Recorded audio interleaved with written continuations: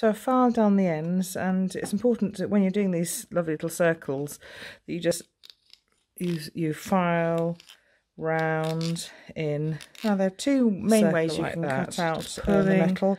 If you've got these shears, you can just use that circular shape, so you don't end up with any straight edges that you don't want. I recommend wearing gloves, seriously, and also remember these because there's sharp metal up and down. So put some around the edges as well.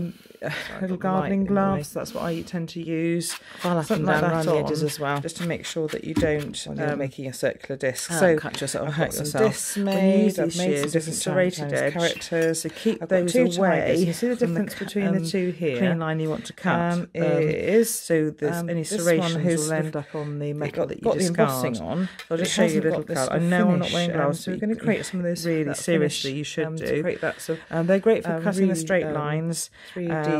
But if you want to cut any complex shapes, I recommend using a saw. We're going to put some texture in there as well and cut these down. Do a little bit more work on that. So that's the next step. You can see I'm just starting to cut.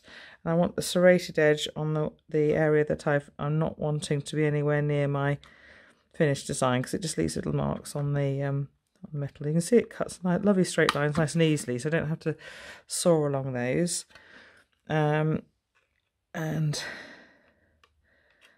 Serrated edges, turn it. Serrated edges on this side. I'm just going to cut along this side of the pendant. There we are. Actually, we've just got to cut this edge too. So again, serrated edge away. I'm going to use the saw to do the circles, just so that show you the technique. But you can see how easy it is if you can keep the straight lines and fairly non-complex shapes. You're right with these little shears. Okay, I'll show you how to finish the edges off in a minute, but I'm just going to show you how to saw out the circles. To saw out the circles, again, I'm working on a cork mat actually. I can start it off, make a little nick with shears, or you can use a saw to create a little nick. But what I've got is a saw blade with the blades, 4/0 blade, I think, which is like a mid-range blade, mid-size, with the little serrated edge downwards, so that when you run your finger up it feels rough, and when you're down it's smoother. So rough, smooth.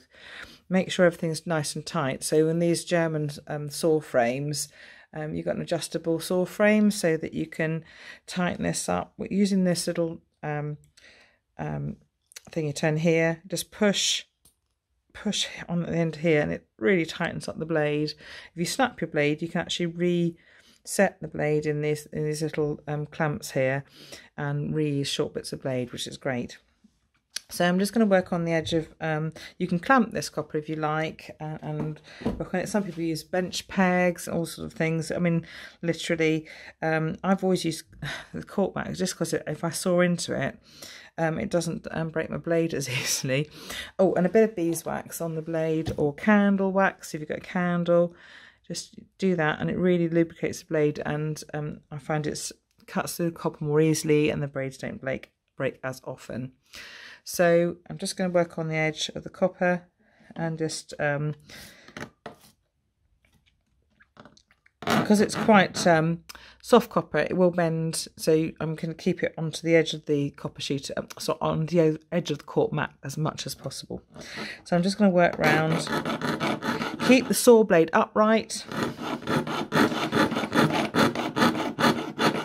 and turn the piece as you work, so it's much easier. You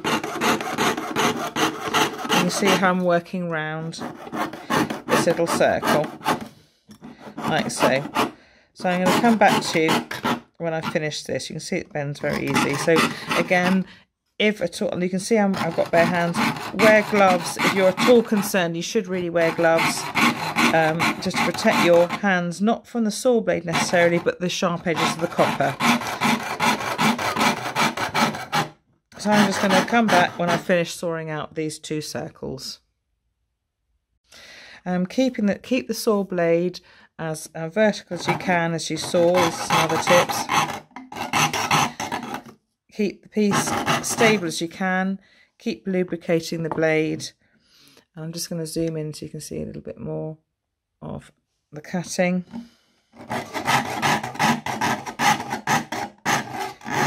And you're really sawing on the downward stroke, not the upward stroke, because the teeth are biting into the copper on the downward stroke. So keep turning the piece as you work. If you go wrong, go backwards, just slight movements backwards, and then back into the direction you want to work. Okay, I'll come back to you when it's all done. I've sawed out one of the little discs. I'm just going to try using the cutters for the other one. Just have to be very careful as you go. Again, wear gloves. I'm just used to working with copper, but you know, accidents. These edges are quite okay, but the cut edge is sharp, so be really careful. So just turn the piece very slightly as you cut, make very small cuts, and you'll get that circle. Just rolling it around. Just very slight pressure on the blades again. Really careful.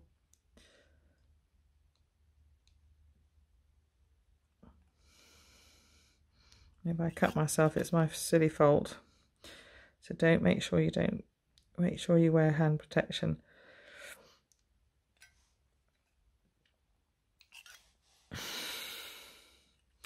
Nearly there. Again, rolling that piece around until it's done. So we're now going to, with the 3 pieces cut out, just going to file down the edges, make them all smooth. I'll show you the techniques for doing that.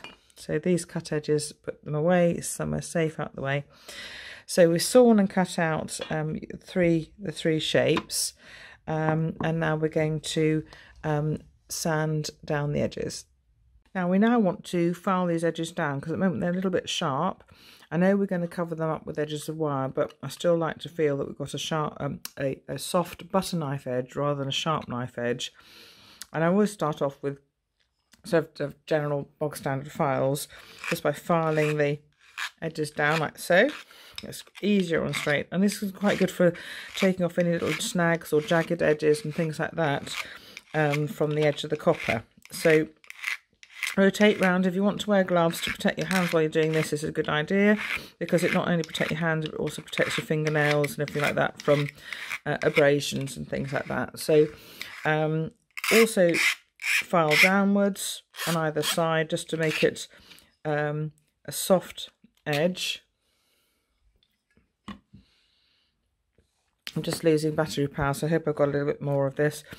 So file like that, and then what you can do is use an emery board if you like to file it a little bit softer edge, and you can use a nail emery board if you like, or if you've got needle files you can also do the same thing, or just take a bit longer, and it's good for smaller pieces. And also if you've got these sanding pads, these are great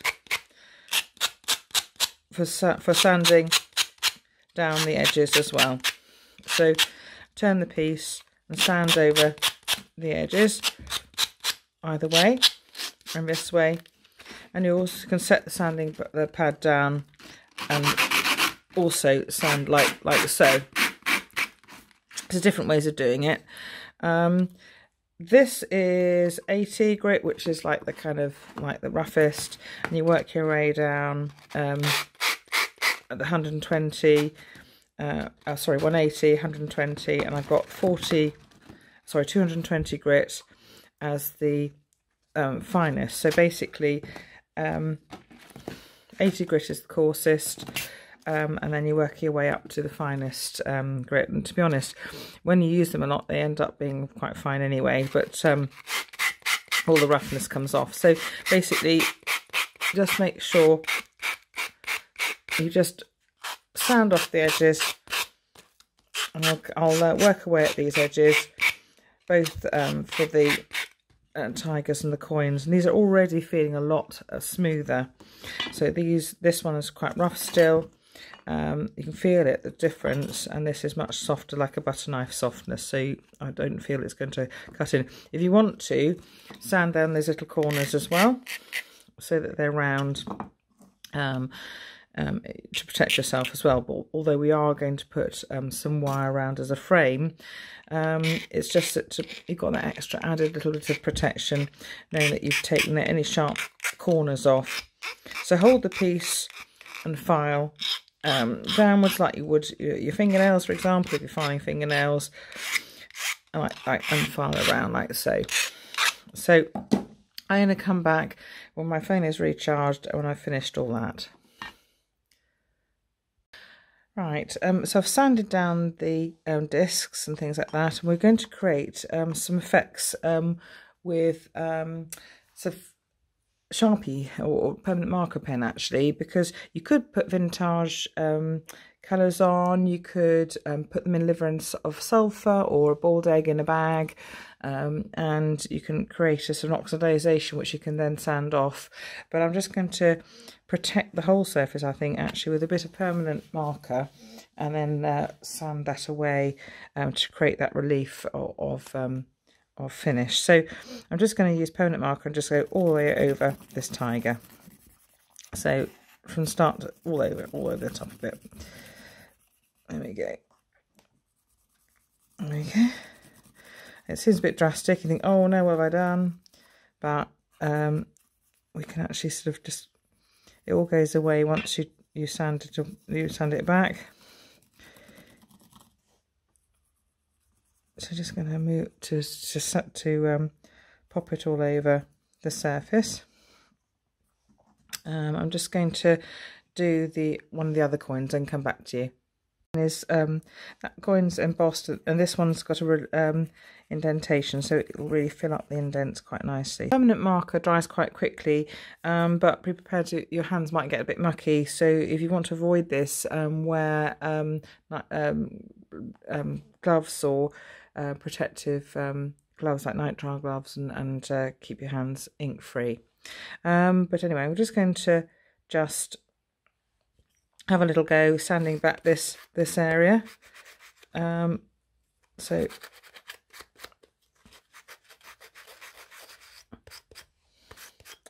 sand back this.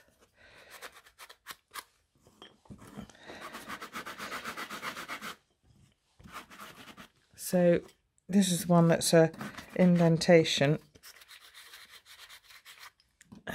That's come out quite nicely. You can go into it. This, I'm using a 220, which is quite a fine one, and I'm going to go into some of the flat bits. So it's only really a very minor sort of a slight coating in a way, and I'm just going to go slightly into the writing, so that only the deep parts are coated. So you can see you could create quite a sort of effect of the actual writing there. So I'm going to do the same with the raised one to see how different it looks. So that this time the actual writing should come up light, and the rest of the area should stay dark. But I'm just going to go into some of the flatter areas a little, because I don't want it completely black as a base, and just to bring up some of the copper there, so it makes it look like a really sort of antique look. There, look, as you go round. There we go. So that's that. You can really see the writing come up, and you can see how different those effects look. Let's go and do another one. This is one of the other characters I've done. You can see that you can create this effect quite quickly, and we'll go on to doing the tiger in a moment.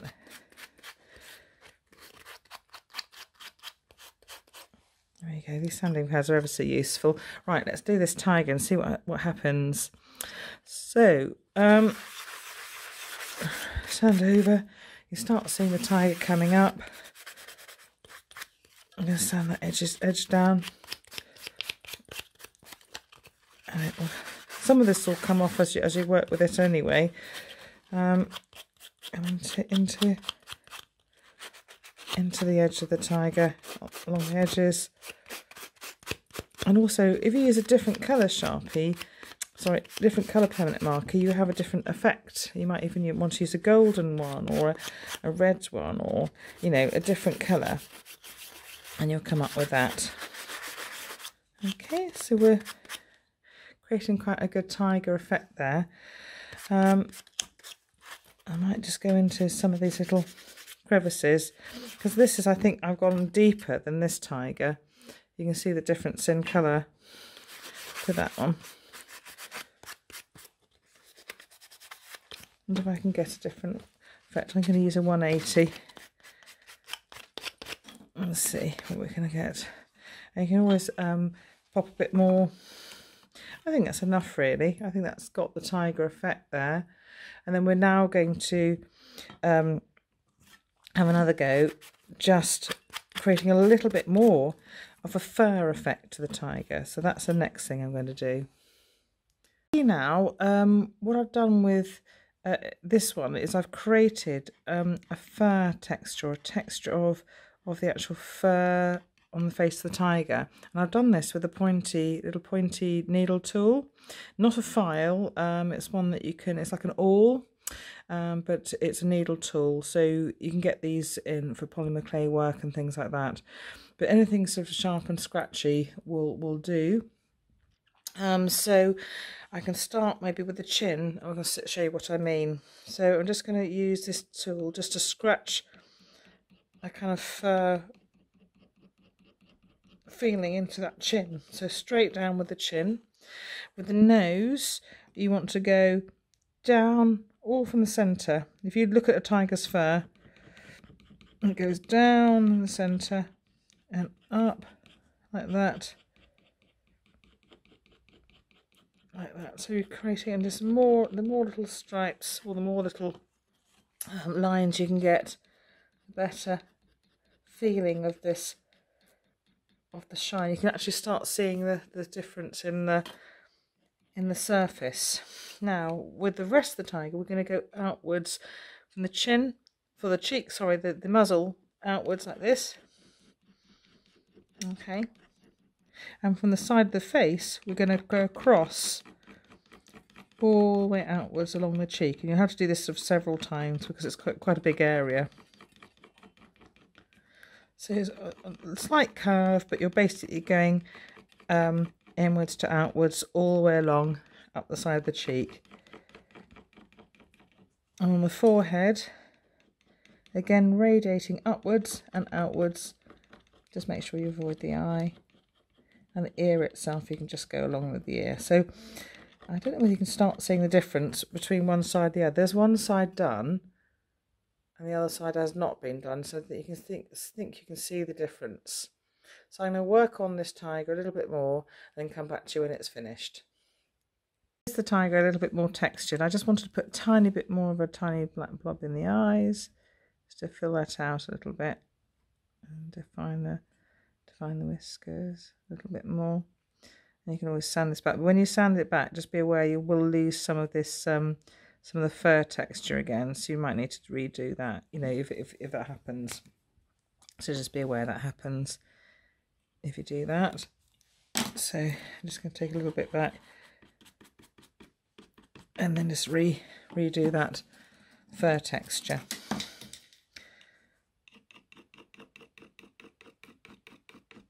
It really ends up being a lovely reflective fur texture to the tiger. There we go. So the next thing we're going to do is drill some holes in these shapes, ready to attach wire, or you can just simply attach jump rings and attach them to things. So as long as you feel that this edge isn't too sharp, but I'm going to frame it with some wire frame, so you can basically protect the edges, protect yourself from the edges, and it's a nice sort of also an area that you can add little headpin dangles and things like that. So that's the next thing we're going to do.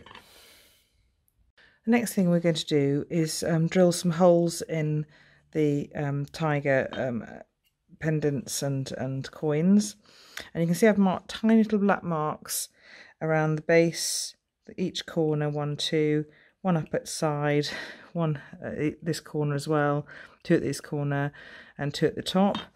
And on this coin I've done 2 at the top, 2 at the base and 1 at the side. And this is to allow us to attach a frame of wire around the copper piece. I'm going to drill a guide hole with this little hand drill, and basically it just makes a little indentation in the copper. So let's see, let's get one that you can see properly. I don't know, because of the camera angle you might not see it properly, but here we go. Let's put it, the drill is a 0.8mm drill. You can go bigger if you like, a 1.2mm drill, but no bigger than that really. And then all I'm doing is turning it with my hand. So this is one of these ones you get in the kits actually. It's just a really simple little hand drill. You can use it for your guide holes, but because this is such thin copper, you'll probably be able to get through it using this. Can you see how I'm just turning it, and you've made a little indentation? And if you just have one of these and you don't have a Dremel, just keep on going, and it'll take a bit longer, but you'll get all the holes done. I'm going to get all these guide holes, these little indentations made, because these are great for when you do work with a higher power Dremel, that the Dremel won't slip around and slide all over the copper if it's got a little guide indentation in the copper to sit into, and it doesn't then slide and scratch the copper. So I'm going to go around all the little pieces and come back to you when that's done. Right, now I'm going to start drilling with a little Dremel.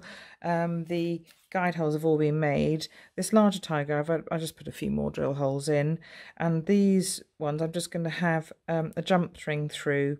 I've cut the discs a lot closer to the embossed section, and I'm just going to put jump ring through here to attach things to. So, but this one's going to be made differently with surround to hang the tiger from. So they're going to be 2 different style necklaces.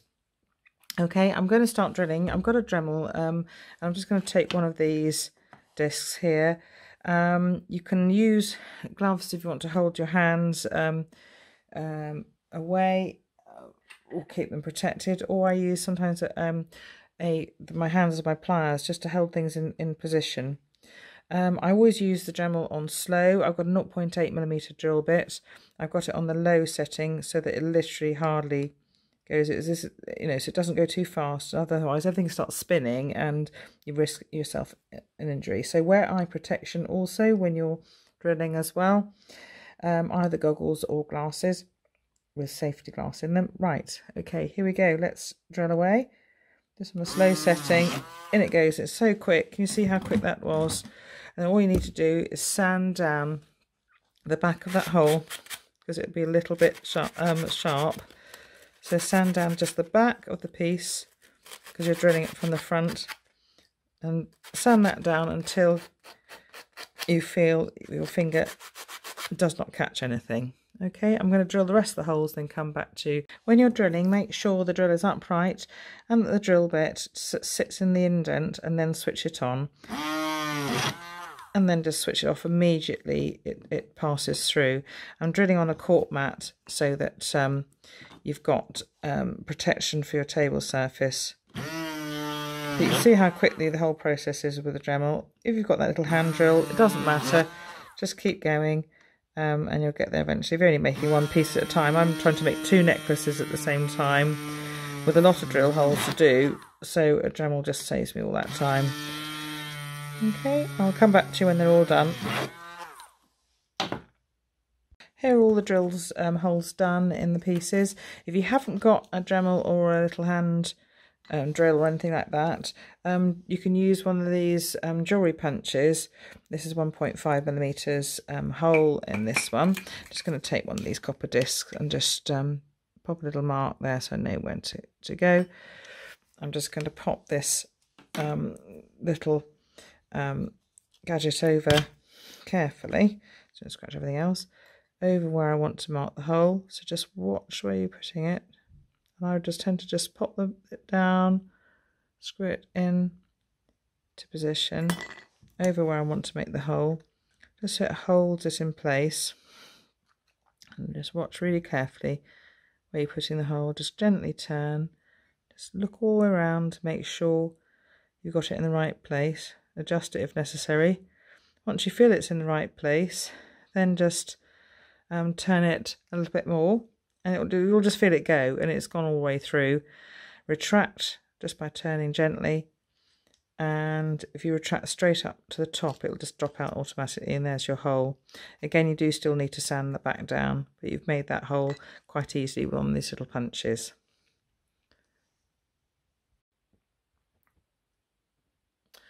Right, we're going to start making the frames for the tiger symbol and the tiger pendant. Eventually this is going to sit above this, and we're going to have dangles coming from this tiger here. So I've just basically, it's really simple, I've just drawn round the copper frames. Here's a ruler so you can sort of get a gauge of the sides of everything.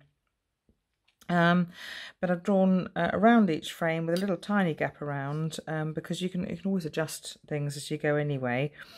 I've drawn 3 loops on the base of this one and 1 loop here, and the top of the bail is made exactly the same way for each pendant. So we're just going to basically work around this one, I think. It's the simplest thing to do, and the tiger one is just made exactly the same way, except there's 3 loops at the base. And you basically weave along this section and then bend the wire. I'll show you if I've got time. Yes, I definitely will show you for the longer version anyway, how to assemble a tiger pendant. But let's work on this one first. Just to complete the finish on the tiger, I did actually forget to say that I did scratch down the nose as well, to make a little texture on the nose. Right, to start off with the round frame, I'm going to take some chain nose pliers, and I've cut a section of wire, gosh, probably about 40 centimetres in length, just to do this round section. I'm going to make a little loop in the central part of the midsection of this wire. So I'm going to make a sudden bend, a sharp bend downwards with a natural curve of the wire, ready to make the circle around the pendant. I'm going to insert some round nose pliers and make just a little loop, like a little teardrop shape. Oops, just moved the light, sorry. Little teardrop shape here, like so, and this will fit over this loop here. I might need to make it a little bit smaller, so I'm going to grip it a little bit closer, pull it round, make that loop a little bit smaller, and then make a bend using chain nose pliers at the other side of the loop. There we go. And now I'm just going to place it over the diagram and start to just shape the wire around in a little curve round. And it won't look quite right straight away because things are twisted round, and you'll just may need to do a bit of shaping, but it's not the end of the world, because you don't want it too curved straight away, because you're going to be pulling it around the pendant. But just like so, just give it a little bit of a curve. You could always wrap it round a round object. So here's a sort of a little pot actually I was using for it that went around a candle, and you can use it just to help you get a natural curve in there ready. Pull it round, that's your natural curve ready, so you're not having to do too much reshaping as you go round. You can see little kinks, and then you can just squash slightly just to keep it looking with a proper curve round. There we go. Right, so that's more or less ready to start. Don't do anything to the top yet, because in case it doesn't fit all the way around, don't make any of these bends yet until you get to the top of the pendant. So move on to the next stage. So we're going to start to attach this frame to the pendant. I'm just going to bend this wire at the top away from the curve just a little way, just so it's going to be easier to work with. And I'm just going to attach the midsection of about a metre, let's say 1.5 meters of 0.4 millimeter wire. I'm going to attach it to the base loop. Now, what I didn't say in the ingredients was you can add in some seed beads or copper beads, and I've got an 8/0 seed bead here in copper finish to the base of the loop, so we can leave them bare. It doesn't really matter, but it just adds a little bit of detail and hides a bit of the wire work if you add in the 8/0 bead here. So I'm just going to add the bead in here, wrap once around the frame. Oopsie daisy. Trying to do it to a camera when you normally work close is quite difficult. And then the other one here. Now you can wrap it up above and below the bead, but that looks okay like that. So I've got that attached, ready to the frame, ready to attach to the little medallion that you've made now. So hold this close, make sure that bead sits in the loop and doesn't intrude over the disc, because it will be a bit of a pain if it sits. I don't want it to push the disc backwards or forwards. So I'm now going to pass this wire as it's coming round the frame towards the back. I want to come round and up into one of the base holes here. And here's where you've just got to add keep a bit of distance. So use your fingers, sorry, I've got Sharpie all over them, to keep some spacing here, and so that the frame lies next to the to the disc and not overlying it. And you can squash that little wrap flat with your fingers and then pass the wire back through again. So 2 passes the wire through that hole, adds security, and also looks nice because you've got a double banding wire. Make sure the wires lie next to each other, and then bring the wire around just so you wrap along the frame. You can see that, and you can squash this little wrap here, this passing through the disc, flat with pliers just to help secure it. I'm going to do the same on the other side and work round either side along the frame until I reach this hole, for example, to give you show you what to do here. When you wrap around the frame here, I'm holding the pendant up the other way just because it's easier to work like that. Just wrap around just the frame, pushing the wraps close together, making sure the frame sits around the disc and not above or below it. So just make sure they're nice and close together. If you spot them spacing apart, just use chain nose pliers to push them together slightly. I'm going to work round until I reach a point where my fingernail is here on the side, ready to wrap to one of these holes here. Here you can see I've just about reached the side hole on this little disc with the wraps around the frame. Push it close just so that you make sure it does line up, ready to wrap so there's no gaps. And again, just pop the wire through, holding both frame and disc in place. Don't press too tight, just make sure that runs across the back of the disc, round to the front, with enough space to keep the frame lying to the side of the disc, and then pass it through once again through the hole in the disc, and then make sure that little wrap lies above the first one you placed. If it comes in below, just click it into place between the wraps already in place, and make sure you try and hide that the fact that it's crossed over as much as you can at the back. Try and avoid that if you can.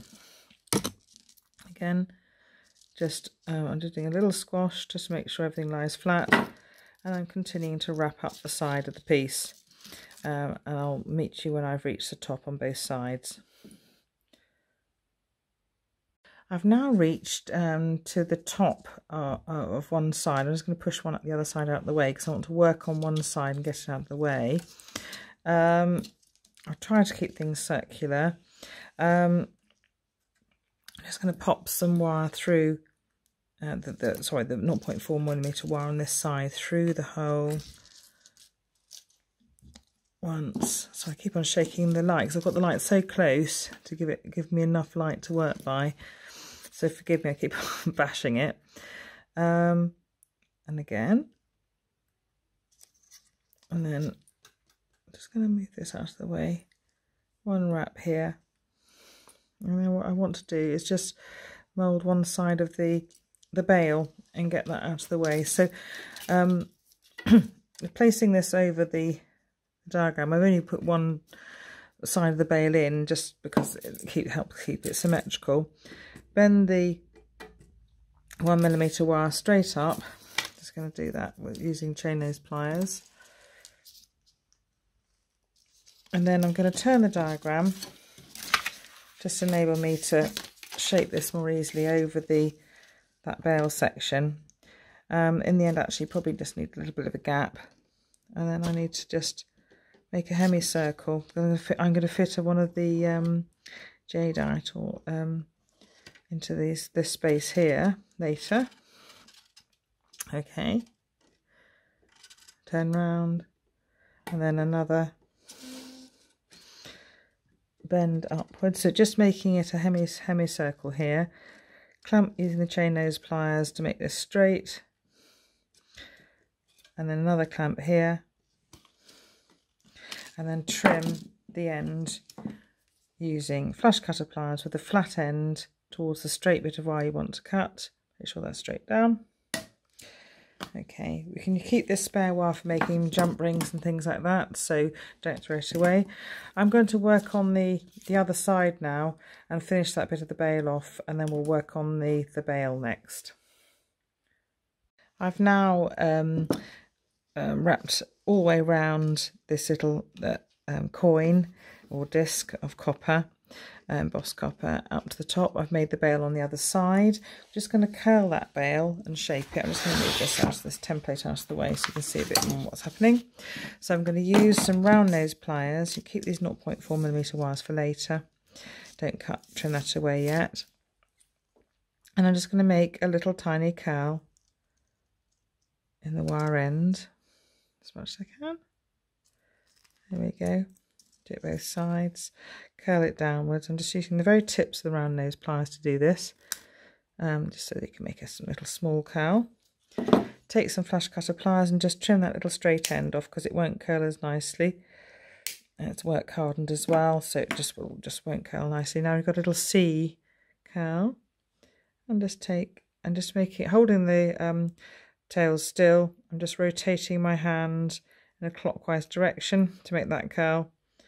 And I'll do this in an anti-clockwise direction to make this curl. You see this sort of movement of the pliers is used. So I've got some nice curls there. I'm just going to make them symmetrical. So I'm going to pull that out a little bit so it looks a bit more symmetrical. There we go. And now we're just going to hammer the back of those, just the curls. And if you've got a small faced hammer, which I haven't got here at the moment, you can target that little area.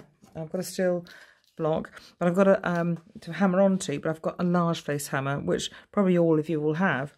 Just make sure you just hammer with the edge, keep the rest of the pendant off the side of the block so you don't hammer it, and just hammer just the curls. So I'm going to hammer it now, hammering in the back of it. And this means that hammering the back of it means any hammer marks appear at the back and not at the front of the piece. So you've got some nice little flattened curls there. So I'm now going to add in some detail beads to the pendant. So I'm going to use a crisscross bead attachment of a NATO copper seed bead. So I'm going to put thread that onto one of the 0.4mm wires. Forgive my hands are in a dreadful state. And the other wire through the other side of the bead, and then you just pull it into place at the top of the pendant. Then I'm going to wrap up the side, this hemicircle, until I'm basically midway up the side on each side. Keep the wraps together with either fingernail pushes, or the wire's too tough, just a little bit of a push of your chain nose pliers. I'm going to meet you when I'm on the other side as well with the other wire, and I'll come back and we'll add a bigger bead in. Right, I've chosen a 6mm diameter jadeite, which I think, or jade bead, which will fit nicely into that gap. You You can make that hemicircle bigger or smaller depending on the beads. Just make sure 2 0.4mm wires fit through the central hole in the bead that you're using. It'll just be easier to attach in. It adds more strength. You've got 2 wires going through this bead, so it has plenty of strength for the attachment. Pull it into place. If this starts to kink, just insert your finger into the wires behind the bead and to keep them not kinking, and then put it into place in the hemisphere or hemicircle. Pull that quite tight on either side. Just going to make sure that's pulled tight, good. And then start to wrap on up towards the top of that hemicircle. I'll meet you at the next stage of the video when we've done that. I've reached the top of this little hemicircular area, and I'm just going to add in another 8/0 copper toned seed bead with another crisscross bead attachment. Again, this is adding strength across the width of the bail as well. This wire is getting a bit short, so I'm going to use chain nose pliers to help me pull it into place, especially if your fingers aren't quite strong enough to do that, to get purchase on the wire. Putting it into place. There we go. And wrap a couple of times here. Now you can choose several things to do. You could just curl this further to one side, or you can bend this back into bail front to back. You can to hang over chain. You can weave up this bail, or you can add seed beads in. So what I'm going to do is, let me think. I'm going to just weave up this bail a little bit with one of the wires. So I'm going to cut this wire, this shorter wire. I mean, at that point you can literally choose, it depends on how much wire you've got as well. Just going to cut in really close there with the tips of your flush cutter pliers and smooth that little wire end down. And we're going to do a little bit of basket weaving. So with this longer end, 1 wrap here, and then 2 wraps around this side in a figure of 8. And this wire is coming from the back to the front across. You can see it's like a little figure of 8 now. And then 2 wraps around this side, 2 wraps on the other side. You're passing the wire from the back to the front, from the back to the front, 2 wraps round, all the way up this little bail until you reach the top. You could add seed beads up in a crisscross attachment all the way up. You could leave these bail wires bare. It really is up to you, this section here. I just had the wire to use, so I didn't want to waste it, so I thought I'll do this with it. So I'm going to head up to the top and probably add in another seed bead to add strength to that very top of the attachment, top of the bail. And what we'll do is curve the bail round. Let me think. I think that's probably the spot to add the bead in. So threading on an 8/0. Sorry, it's gone right out of the picture. Sorry about that. Threading on an 8/0. Make sure it's trapped in the centre of the bail. And then wrap. And you could choose to wrap behind it, across, and then back up. That helps trap that bead in place. I'm going to move this bail wire out a little bit with chain nose pliers, pull it. I'm going to use, can you see how I'm using my chain nose pliers just to help me weave, because the wire's quite short. And I just need to cut really close to that bail wire there. Make sure you don't cut it, the bail wire itself. Smooth that down with a gentle rolling, smoothing motion of the chain nose pliers. And then move that, using from the back, roll that back into place, and it helps protect that wire end. Now we can just bend this over to form a little bail. So all I'm doing is bending slightly forward, and then we can just bend this around, and you can use you can bend it around a little tiny mandrel if you like, just to help space it out. So I'm just going to use one of the needle tools. You could use any gizmo mandrel, anything like that, and just bend that. Can you see how it helps space it out and makes it keep it circular? There we go, that's it. And that's a little bail made. And I'm just going to make sure that's under. You can actually just use a bit of wire if you want to, just to I suppose secure that bail together, if you want to, but it should be enough. You want to put a bit of wire through, and that should keep it nice and secure.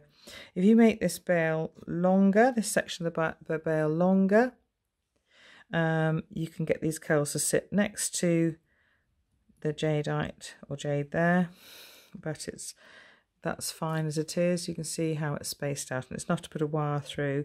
But if you want to make have a fatter cord through there, just make this section longer, and you can make a larger loop or curl. So that's this section of the pendant made. I'm going to make the tiger pendant, just show you elements of it, because I'm going to show you how to wrap it up and above and below the bead here to make this a little more secure, and just how to do the corners, really, because that's the only sort of difference. It's made in exactly the same way.